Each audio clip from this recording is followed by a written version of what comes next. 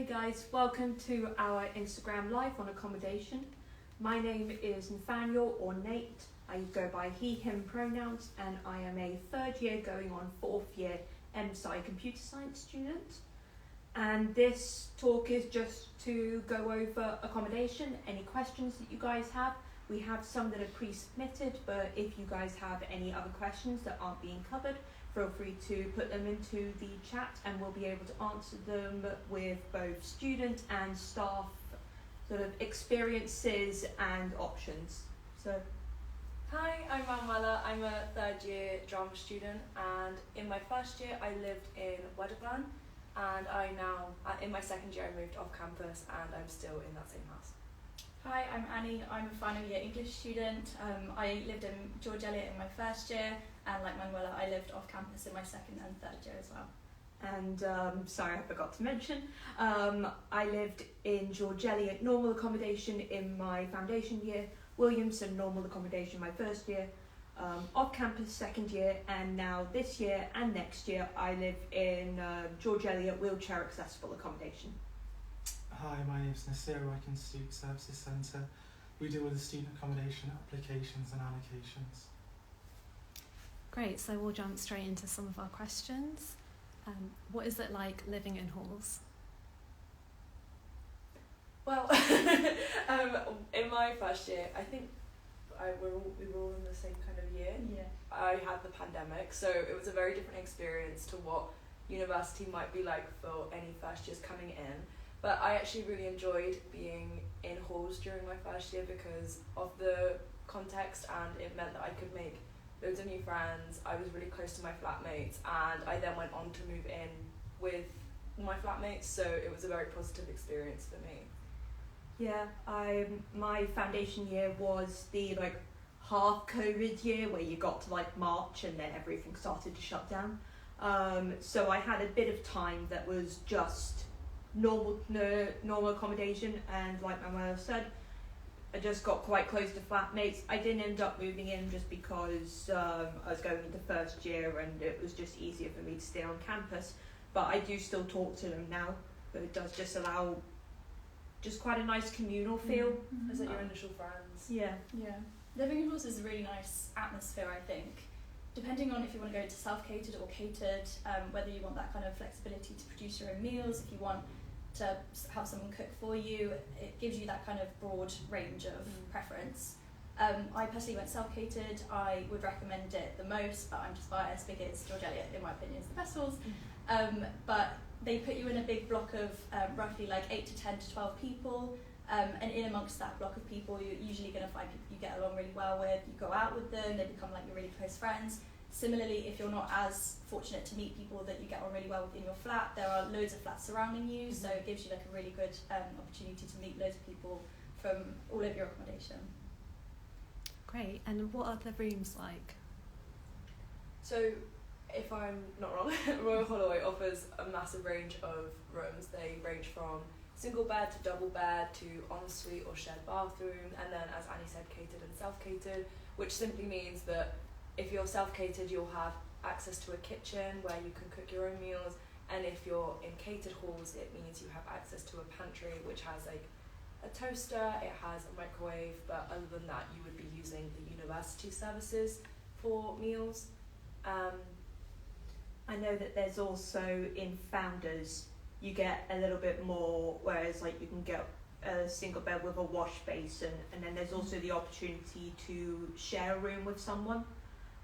You won't know who it is until the day, so you can't share with a friend there, but it does allow, it's a little bit cheaper, and it allows you to, some people just really want that kind of roommate experience, so that's quite nice. And then, as I said earlier, I'm in wheelchair accommodation, so my room is a bit bigger than the other rooms because it has to be big enough for me to move around in my wheelchair.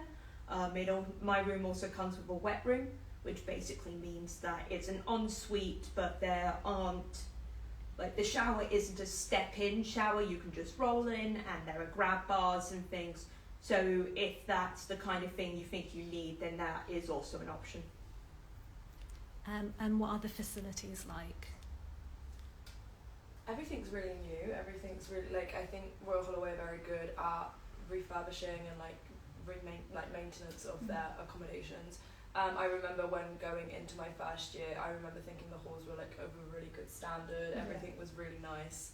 I'm sure in George Eliot especially that was I think George Eliot is the newest accommodation block there is, so everything is pretty much, I think it's in the last 5 years, might be 10 years, so everything 2017 I believe. So relatively new, and the kitchens are pretty much immaculate, everything's up to date, the hobs are electric, there's loads and loads of kitchen space, the rooms in George Eliot are quite large, you get a double bed, you get cupboard space and kind of extra just space to put all your belongings in, so you're never gonna like run out of space in there unless you literally bring like a huge wardrobe. You probably won't. There's also things like laundrettes nearby, so all accommodation will have laundrettes nearby.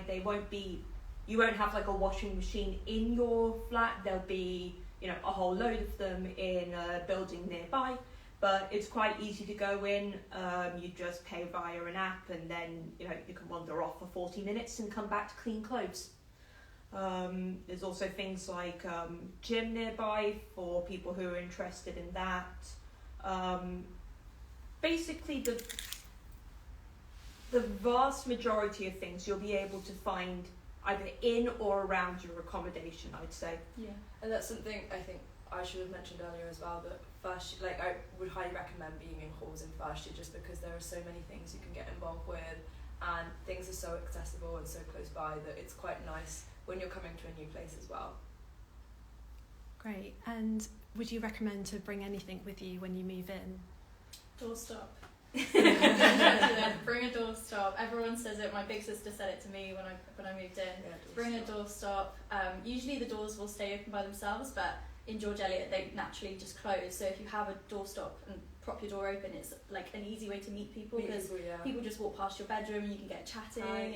It's like the best thing to get you started in the first few days. Just need to quickly say, for the sake of maintenance/security not getting annoyed at us, this may be a fire risk, but just that's something that will depend on your individual hall. So just kind of like, you can do it, but be aware that in certain halls they might take it off you as a fire risk. But other than that, I do recommend that. You'll need some things like obviously kitchen stuff, things like cutlery, pots, pans, basically anything you think you'll need in order to eat, cook and eat if you're in self-catered. Catered, I think just kind of like the bare stuff, so that if you want to make like toast or something in the microwave, you have stuff to eat then. You need things like towels, duvet, pillows, duvet cases, pillowcases, etc. Coat hangers. I forgot my coat hangers.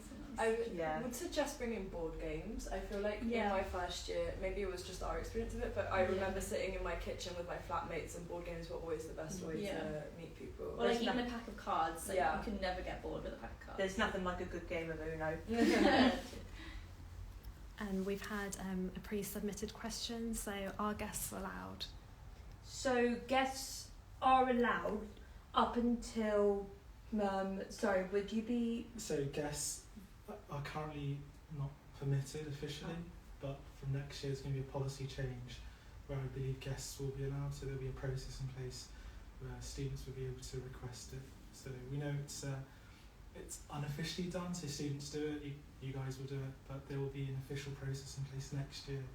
We really do it a legit way, let's just say.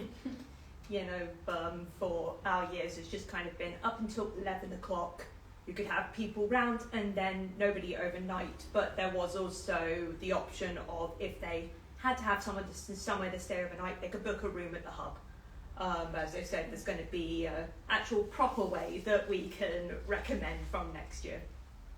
Great. And what accommodation options are available for first years at Royal Holloway? So there's about 12 options, or 12 preferences they're called, across quite a lot of different halls of accommodation. We call them bands. So you've got Founders, for example, you've got George Eliot, as these guys have mentioned, Penrose, Highfield. Butler, Wordburn, Gower, there's quite a lot. You'll find a lot of the information online if you were just to Google Royal Holloway accommodation. There's pictures there, there's a price guide as well to how much the bands are. It really varies. I know the guys saying facilities very different from each other, but also the decor. So Founders is very unique, it's Victorian, it's old, a nice way old that is. Whereas you've got something like Band 8, which is Butler, Gower, Tute, which is more of a hotel flat-like system, and then George Eliot's more like a house. It's like a townhouse. So Royal Holloway offers a lot of varied options. In terms of decor and facilities. So it depends on what you guys are interested in terms of what's important to you. I always say when you make your application and you choose your preferences, you have to choose all of them. Just make sure you put what you want from a room in your top preferences and what you least want in the bottom in terms of preferences. And can students choose where to live? You can apply to choose where to live. The way the system works, and this is kind of the bad news I have to give you, I suppose, that if you apply within the guaranteed window, so if you apply early Jan to end of June, basically, you'll guarantee an offer of accommodation as a new undergraduate student. So when you choose your preferences, you choose 12 preferences, you have an equal chance whether you applied in January or the end of June to either get your top preference or even your bottom preference, because the system will randomly allocate your room once the application window is closed. So potentially you could get your first preference, but you could also get your bottom. So you're not really choosing where to live, you're choosing all of the options, and unfortunately we'll have to allocate your room that you might not want. I will say that I don't know about you guys, but all 3 years I've lived, I have got my top preference. I actually, in my first year, I got my third choice, but a lot of our accommodations have the same rooms, they're just in different blocks, and the difference between my first choice and my third was the contract length. I applied for a shorter contract, but then I got a full year, and to be honest, I was actually grateful in hindsight. Just to add to that, if you did get a 30-week contract, which is a shorter one, during vacations, you can actually apply for something called vacation residence. So you can still live in halls. It's not that you have to get out during kind of the winter and spring. You will, if you apply for vacation residence, you can still live in halls accommodation if you did get a 30-week contract. So how and when can you apply for accommodation? Is there a deadline? It's a good question. So if you've made us your firm choice university, you can apply right now. And the deadline for the guaranteed offer for accommodation is the 29th of June.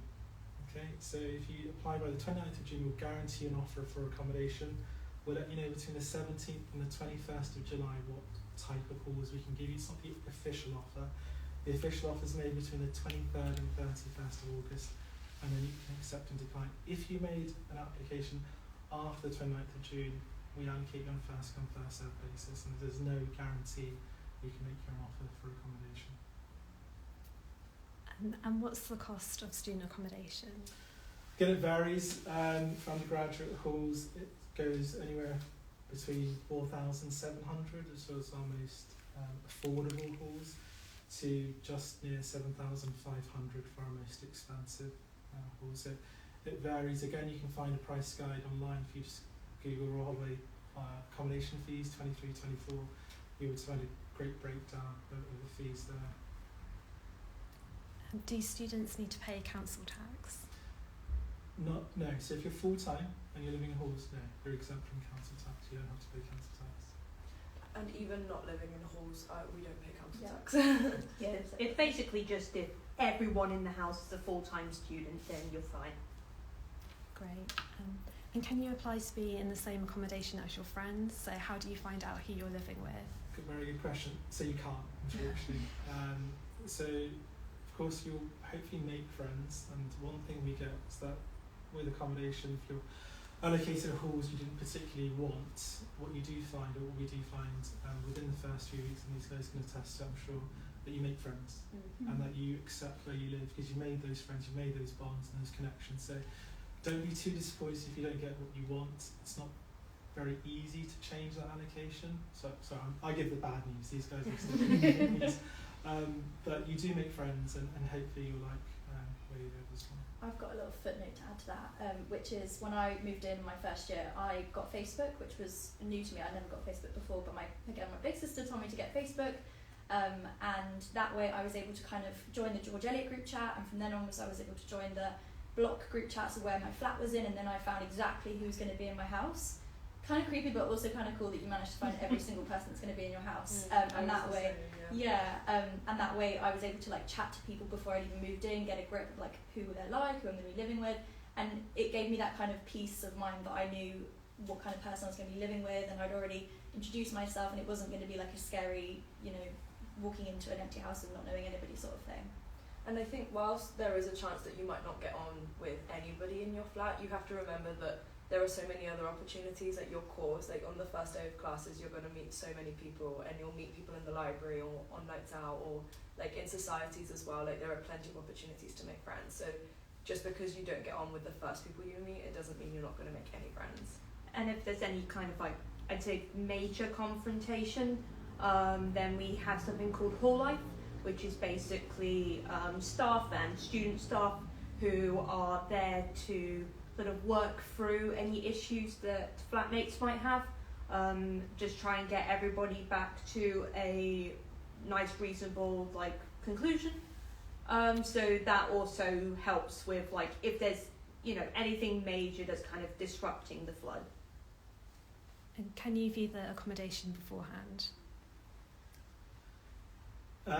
So you can go on a guided tour. So I think accommodation is available to view. Not all accommodation is available to view. So if you've been allocated something in the summer, it might not be something you can view. There are pictures online, so you can view the rooms as well. But yeah, I mean, yes and no. Kind of, it's not a very straightforward answer, unfortunately. Yeah, our next open day is on the 17th of June, I believe. So if you come along then, you should be able to get an accommodation tour for some of the accommodations there. I believe the accommodations we offer on open days are Reed, Tuke, Butler, Wedderburn, Gower and George Eliot. So if you come along and let us know what offer you have, we can try and show you as close as to the room you have as possible. And what would you say are the main advantages of being on campus, living on campus? Well, one, if you're late to your lecture, it's a lot easier to get there. It's a lot easier to get there rather than trying to run from somewhere that's 15 minutes away. You're 5 minutes away.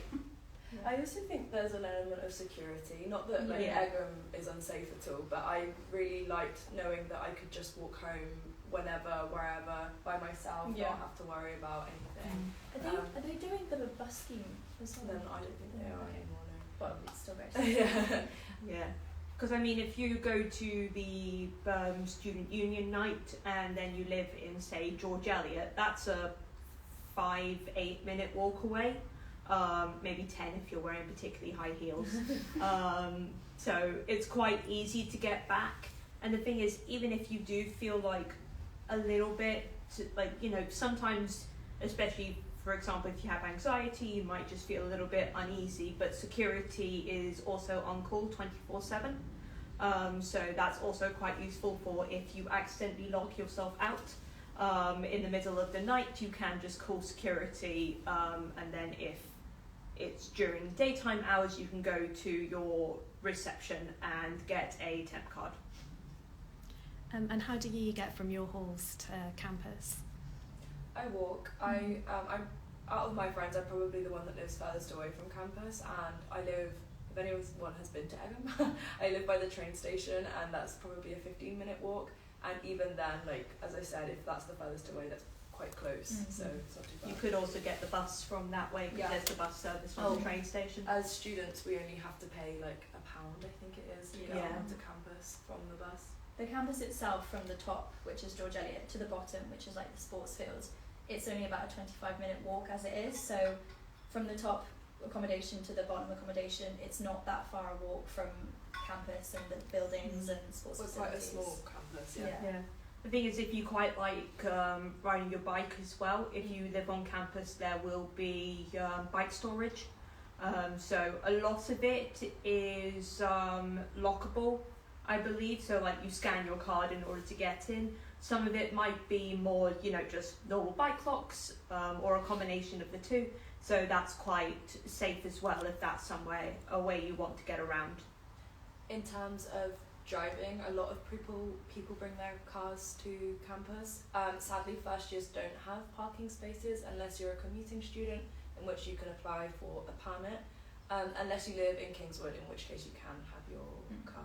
I don't think Kingswood is an option next year. That's right, yeah. Kingswood is out of operation for next year, which is Scrap that then. I know that one change might be if you have a disability that means that you need to have a car for whatever reason, but that would be something to discuss with, that might be student services. It's the disability and neurodiversity. Oh, yeah. So that would be something to discuss with them on if you need a permit for whatever reason. Similarly, there is a lot of off-campus parking. So even if you wanted to get around the barrier of not being allowed your car and not having a permit, outside of Egham, it is a residential area. You're going to find a little parking space somewhere, and you can always bring your car if you really need to. Are there good public transport links in the area? Massively. Yeah, so there's bus services around Egham, and then also there's the number 8, which goes all the way from Slough to Windsor to Staines. It goes to Heathrow as well. Yeah, Heathrow. You can get the train, and that will take you to London Waterloo in around 40 to 50 minutes, depending on whether you're on the direct train or just normal. There's a lot of different ways to get to a lot of different places, basically, and also if you're in a pinch, Uber is very reachable around here. Okay, we've had a few questions via the live, but we do encourage more, so if you do have any questions, please drop them in. One of them was, is it a good opportunity to have an ensuite room? Is it good for the comfort side of things, or does anybody have any experience of sharing bathrooms? So, yeah, I mean, George Eliot is that kind of middle ground, I'd say, between having an ensuite and having a shared bathroom, because you do have a shared bathroom, but it's with one other person. So it's whatever side of the building you live on, it's with the person who's on that side as well. I believe in a lot of shared bathrooms, they are cleaned weekly anyway. And then between that, students will be responsible for, like touch-ups. If it's an ensuite, or I think also George Eliot shared, then you clean it yourself. Should it be clean? Oh, there we go. Yeah. But yeah, on suites you clean it yourself. I know personally for myself, because I'm autistic, I found the idea of sharing a bathroom with more than one person absolutely terrifying. I know friends who have lived in Founders, for instance, and that's like 8 to 12 people that you share with, and they found it completely fine. So it's just really a personal decision, I'd say. Absolutely. In my first year, I had an ensuite, and I was very grateful too. I don't know if I wouldn't have minded sharing, I think, but I just think when you don't know anyone, sometimes having the comfort of having a private space is much more comfortable. Yeah. How did you find sharing? So I shared with one other person, and I actually really enjoyed it. They ended up being one of my closest friends, so it was a really nice opportunity to spend more time together, and obviously not in the bathroom, but you know what I mean, because we were next door to each other and we shared the bathroom, and we could go out and buy stuff in the bathroom together and make it our own little place rather than a communal area. It was our own little private bathroom.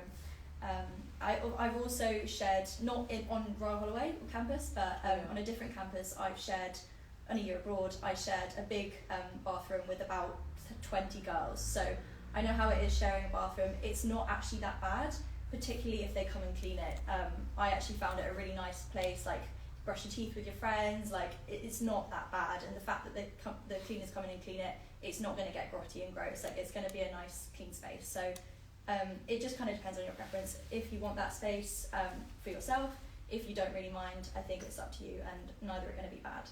And I think as well, correct me if I'm wrong, if you are sharing a bathroom, it's with the same gender? Yeah, Yes. it's of the same Yeah. sex. Yeah. Well, not necessarily the same sex, because I myself are a trans male and I shared with a man who is a cis man. Okay. So I think it's more gender than sex, but I think that is, if you're concerned on that regard, that might be something that you'd want to discuss with accommodation team or student services or somebody before you came.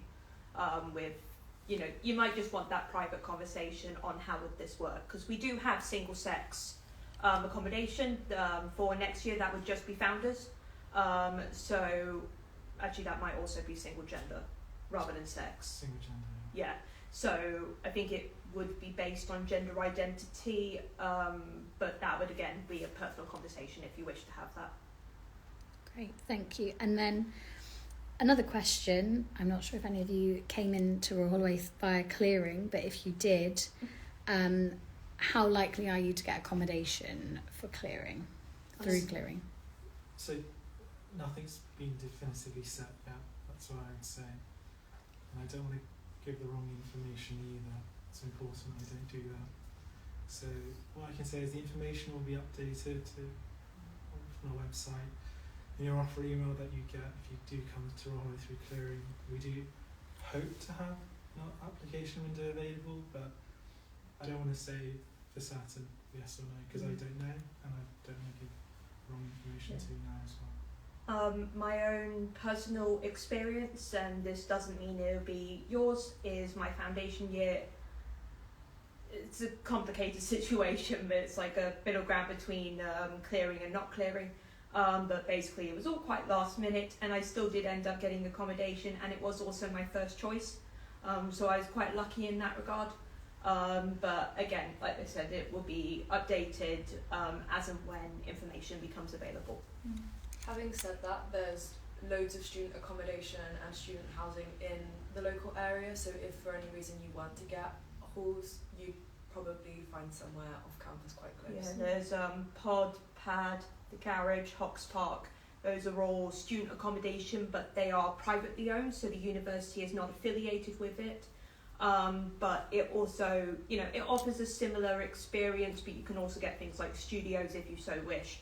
But like I said, the university doesn't like work in it or work around it or anything. Sorry. Oh no. I think just to add to that, those accommodations are very high end, so they're very expensive. So depending on how financially, you know, you'd have to look at your finances basically. So just manage your own expectations, I would say, before looking into those things. There's also a Facebook chat called Housemating, which I think most universities have them, but it's specific to Royal Holloway, and you can only be accepted if you have an offer already.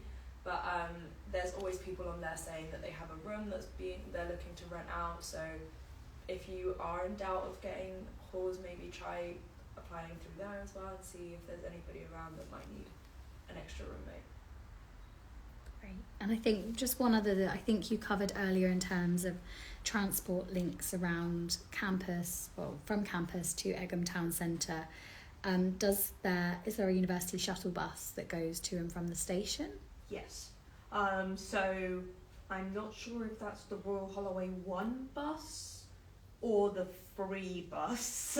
It's one of the two, and you'll be able to find the timetables online for specific times, but it will run usually from morning until like 10 or 11 at night, and that's another situation where it costs £1 for a single. So it's quite nice, you know, if you've gone to London or something with your friends and you come back, it's quite nice to just be able to just, you know, you go to the bus stop, you get on the bus, and it's just nice and easy to get back up. But there's also, if you know, don't get that bus for whatever reason, there is also the local number 8, or might also be 8B. I think 8B goes directly to the train station, and then the 8 goes nearby. So there are quite a few different buses to get there. Mm-hmm. And we've had a pre-submitted question. So what are the benefits of catered accommodation? Okay, so none of us lived in catered accommodation, but I have some friends who did, and what they quite liked is that, for one, they didn't have to go and do like a Tesco shop unless they just wanted some snacks for the pantry, or like bread and butter, things like that. And also, I guess it's just quite nice to be able to, just not have to worry about like, oh, what should I make tonight or whatever. It's quite nice if you just don't know how to cook and you're not particularly interested in learning or whatever. And also, because catered accommodation is a bit cheaper compared to self-catered, but that money is then made up by what you spend in the cafeteria. But with a catered, if you then use your student card, you get 50% off anyway. If you're non-catered but use your student card, it's 25%. So you still do get that nice discount as well. The dining hall, the dining hall is also a really lovely place to eat. It's kind of like a little cafeteria, as was said, where you can like meet your friends, arrange to have lunch, breakfast, dinner together. I guess it's just like another way of socialising with people, meeting more people, and like getting yourself out there as well. There's lots of different options as well. So if you have dietary needs, things like vegan, vegetarian, halal, I think there's also kosher sometimes. So they have all of those different options. In a lot of cases, nuts aren't used too much on campus, but when you need to check directly. So, if you're thinking... Great. Sorry, we just had a slight connection blip then. So last question from us would be, and I think we've kind of covered this a little bit, but what would be one piece of advice that you'd give to somebody coming to university and moving in on their like move-in day? What I know we've said doorstops, but maybe one other kind of piece of advice. What was your favourite memory from that period of time? I actually met my best friend on the first day that we both moved in, and it was from like kind of shaking off the nerves, and I kind of just knocked on her door and I went, let me help you unpack, and I didn't really introduce myself or anything. And I lived with her for 3 years, so I honestly, as nerve-wracking as it is meeting strangers, like, just be brave, I guess, just put yourself out there. And I would say that across uni, like, don't be afraid of putting your hand up first or being the first to volunteer for something, because it's the people will recognise you then and they'll know that that's who you are, really. Yeah. I would definitely recommend getting a freshers wristband. I think they come in different tiers, so you can get like a gold, silver, bronze, and that just corresponds to how many nights out you want to go on, say. It gives you kind of like that satisfaction of knowing that you're going to go out and meet people, and then you can like meet people that also have the same wristband as you, and then you go out together. I think saying yes and going out with lots of different people that you don't really know is a good way of meeting people. A bit like Manuela, like knocking on some random person's door. Like it's a good way of meeting people, and you're not going to be able to meet people if you don't put yourself out of your comfort zone. So definitely, as Manuela said, like go and meet people, go and push yourself out of your comfort zone, and be the nosy neighbour. Like go and speak to anyone you can see. Everyone's in the same boat as well. Like don't think that you're the one that's nervous. Like everybody's going to be nervous. For me personally, I say especially if you're going to be living in self-catered, kind of just practice stuff at home. So that's things like cooking by yourself if you haven't done that too much, ironing, and using washing machines. You know, some of you might have been doing that forever and you're like, how do people not know this? Trust me, people don't know this sometimes. And you know, it's much better to make those mistakes at home where you might have like a parent or guardian to kind of guide you, than it is to, you know, be the guy who set off the smoke alarm at 2 a.m. in the morning cooking bacon, because that was one of my experiences. And trust me, you don't become infamous, but nobody's going to be happy being outside in September at 2 a.m. So that's where we're going to wrap up, guys. Thank you everybody for coming, and thank you for your questions. If you have any other questions, I don't know whether any of you guys are on Unibuddy, but we do have quite a few students on Unibuddy. If you just Google like Royal Holloway Unibuddy or RHUL Unibuddy, it'll come up and you'll be able to ask genuine Royal Holloway students questions. You can also just kind of watch out for information, whether that's on the website or on our socials or whatever. But other than that, like I said, thank you everybody for coming, thank you for your questions, and thank you everybody for answers as well. Bye guys. Bye. Bye.